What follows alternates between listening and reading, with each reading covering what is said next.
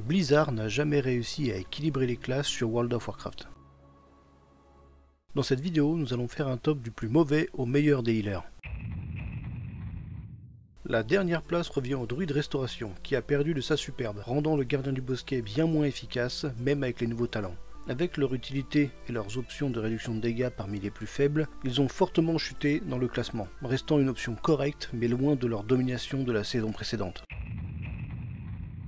Ensuite, nous avons le prêtre sacré, qui a un bon potentiel de soins et est facile à apprendre. Mais il manque d'outils pour réduire les dégâts. Avec symbole d'espoir comme principale option, son DPS est élevé, mais nécessite une pratique active, ce qui complique les soins en combat. En somme, c'est un bon guérisseur pour s'intégrer dans n'importe quelle composition, mais pas celui sur lequel on bâtit une équipe.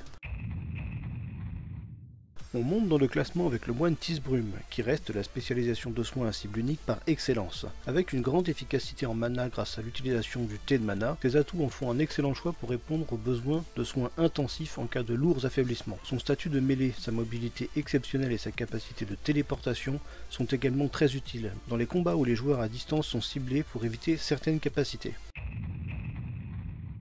L'évoqueur préservation, ma classe de cœur, est désormais bien plus puissante grâce à l'amélioration du lien de vie qui fonctionne maintenant avec Stase et les sorts copiés par l'écho. Avec des talents de héros extrêmement efficaces, elle excelle dans les bonnes situations, malgré une portée plus courte et des sorts à zone à effet limité.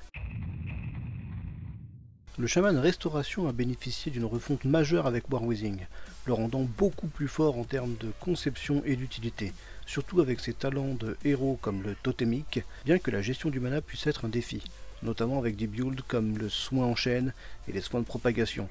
Le chaman compense par un fort débit de soins, une bonne défense, une excellente mobilité, ainsi que l'utilisation unique du totem lien spirituel et de vigueur ancestrale, ce qui en fait un choix solide pour la saison 1.